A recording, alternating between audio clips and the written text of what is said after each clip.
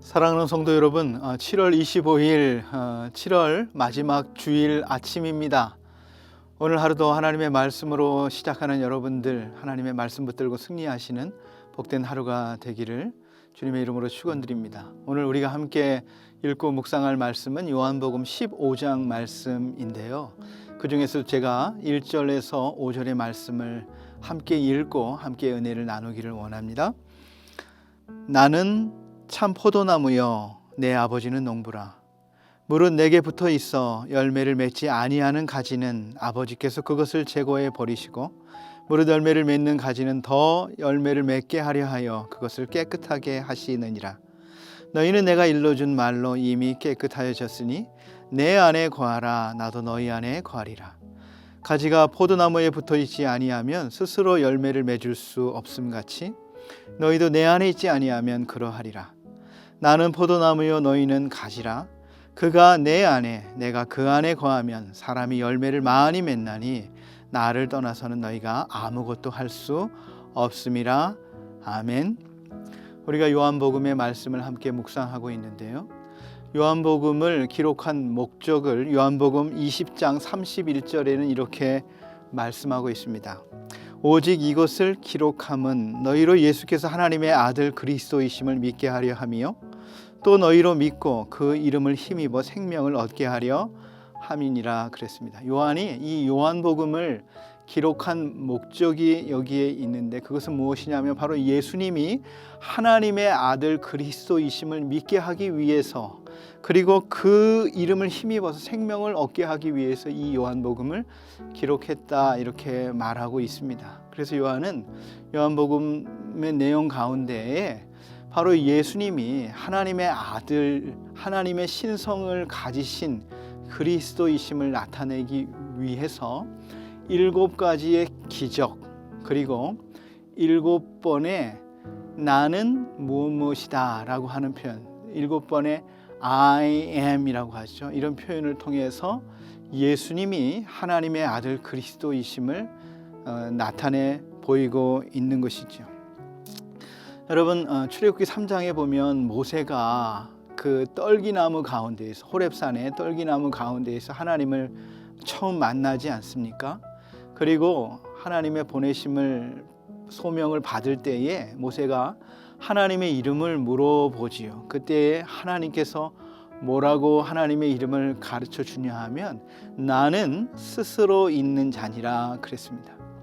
영어 표현으로는 I am who I am이다 이랬습니다. 나는 I am who 누구냐 하면 I am이다 그런 거예요. 나는 I am이다. 그러니까 하나님의 이름이 I am인 것입니다. 이것이 히브리 말로는 아노키 이런 뜻인데요. 나는 누가 만든 존재가 아니고 누가 있으라고 해서 있는 존재가 아니라 자존자 스스로 영원히 존재하는 자존자이다 이렇게 말씀하고 있는 것이죠. 바로 이 아노키라는 표현은 하나님의 이름이요 하나님만이 쓰는 표현인데 이것을 예수님이 나는 무엇이다 라고 하는 7번의 자신을 나타내는 표현으로 사용하심으로 말미암아 예수님이 바로 하나님의 아들이신 것을 말씀하고 증거하고 있는 것을 보게 됩니다. 오늘 요한복음에 7번이 나오는데 오늘 7번째 오늘 예수님은 나는 15장에서 나는 참 포도나무다 이렇게 오늘 말씀을 시작하고 있는 것이죠. 여러분 참 포도나무가 있다. 그러면 또 뭐가 있는 것입니까? 거짓 가짜 포도나무도 있다는 것이에요.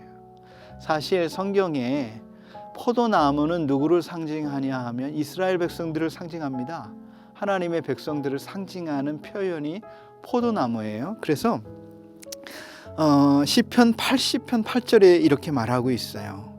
주께서 한 포도나무를 애굽에서 가져다가 민족들을 쫓아내시고 그것을 심으셨나이다. 이게 뭡니까? 애굽에서 이스라엘 백성들을 구원해서 그 가나안 땅에 이스라엘 백성들을 옮겨 놓아 살게 하셨다 이런 뜻이지요. 이사야 5장 2절에 보니까 땅을 파서 돌을 제하고 극상품 포도나무를 심었도다. 좋은 열매 맺기를 바랬더니 들포도를 맺었도다, 그런 것이죠. 이스라엘 백성들을 이 가나안 땅에 옮겨 놓았는데 좋은 열매 맺기를 바랬는데 그것을 맺은 게 아니라 좋지 못한 죄의 열매를 맺게 되었다라고 하는 것입니다.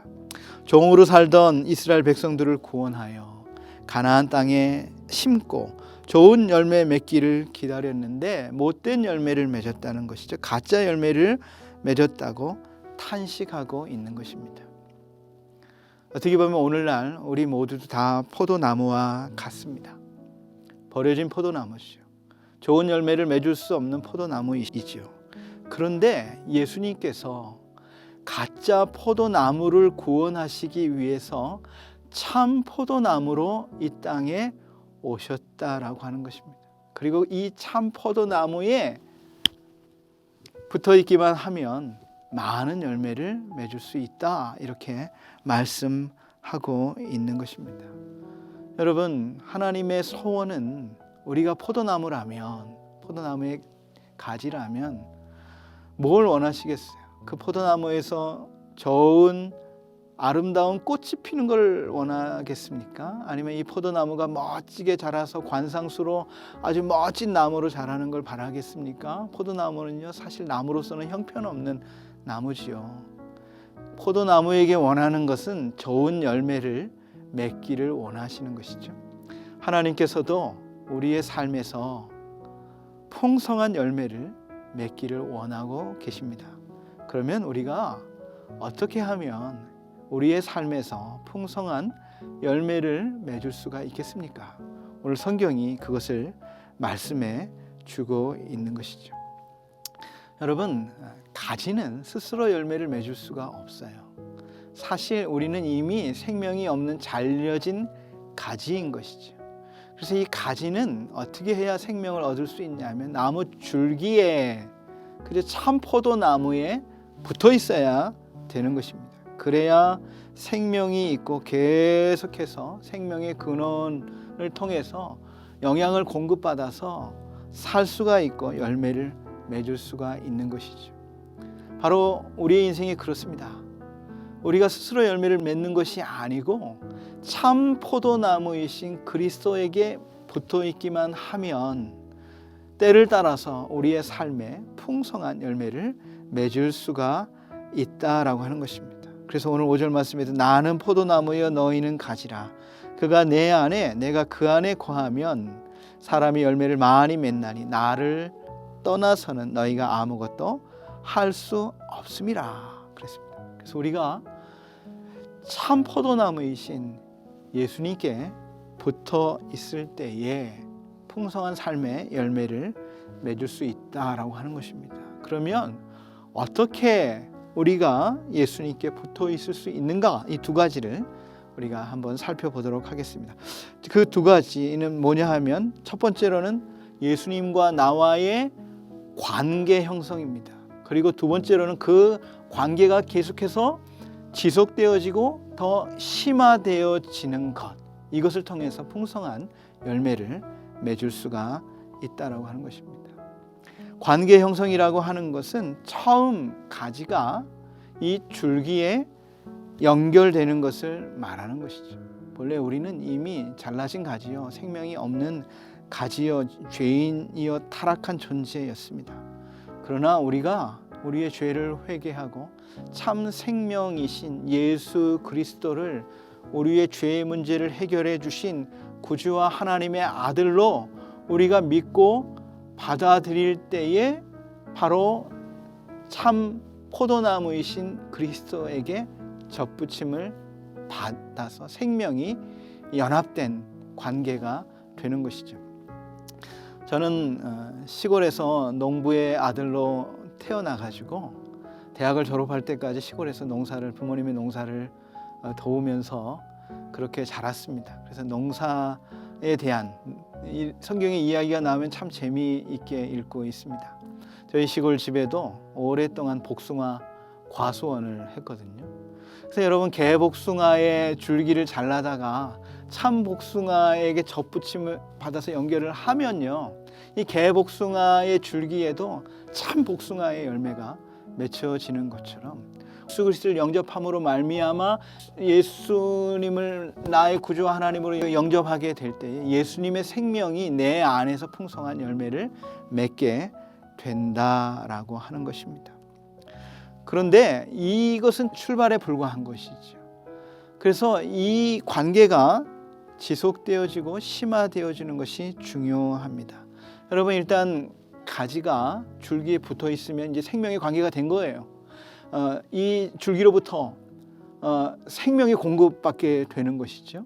그런데 지속적으로 풍성한 열매를 맺기 위해서는 이 나무가 병들어도 안 되죠. 벌레를 먹어도 풍성한 열매를 맺을 수가 없지 않겠습니까? 그래서 이 줄기와 가지와의 이 관계가 더 단단하게 붙어 있기 위한 관계가 지속되어지고 심화되어지는 것이 중요합니다. 어떻게 우리가 그리스도와 더 친밀한 관계를 이루고 더 지속적인 관계를 이룰 수가 있겠습니까?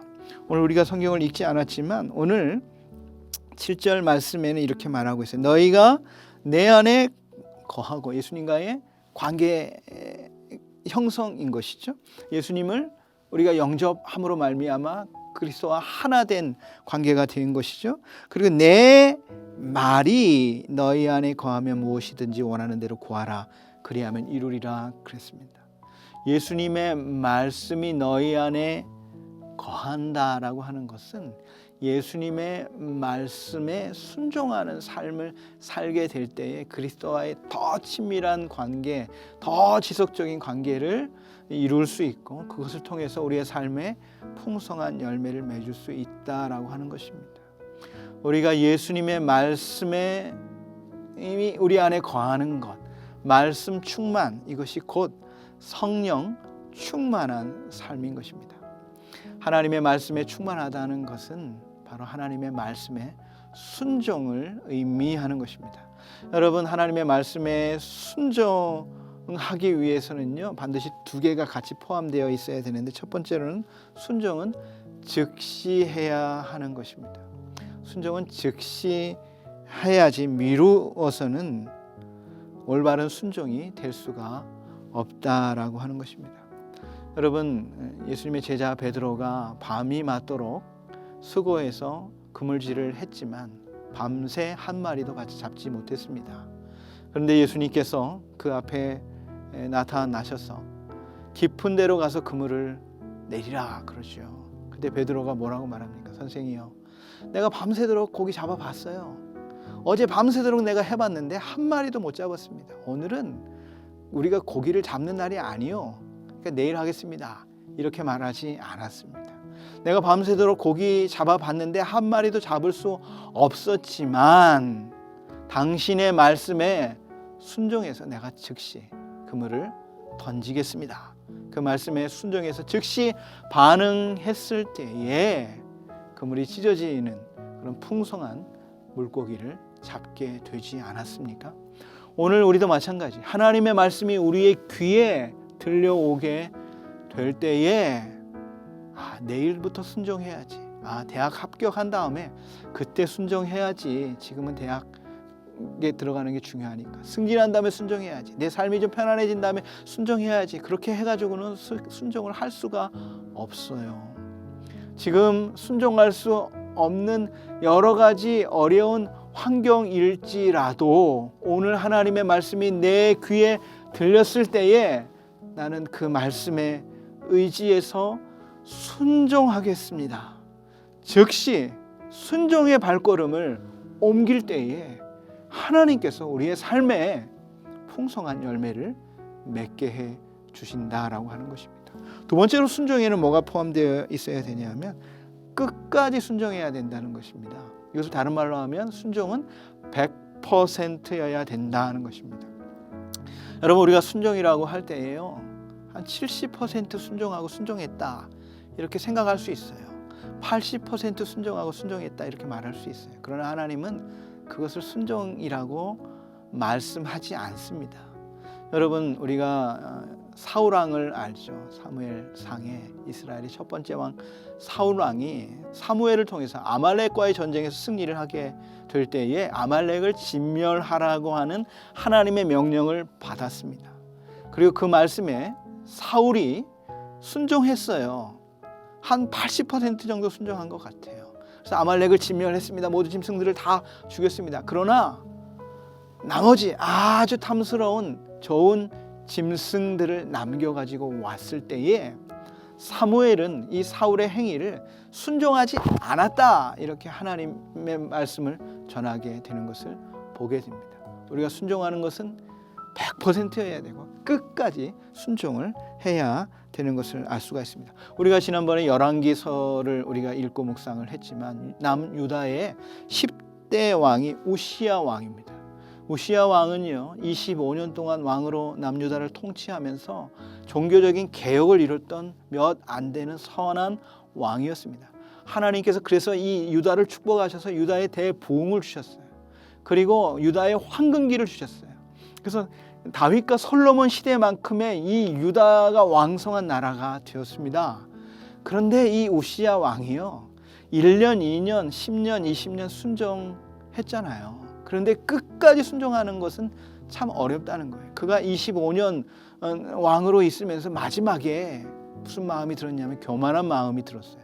그래서 제사장들만 할 수 있는 성전에서 분향하는 거, 이걸 자기가 하려고 하는 하나님 앞에 이 교만한 마음을 가지고 성전에 들어가서 분향하려고 하다가 하나님의 심판을 받아서 그가 그 몸이 썩어가는 그런 문둥병에 걸려서 비참한 최후를 맞이하지 않았습니까?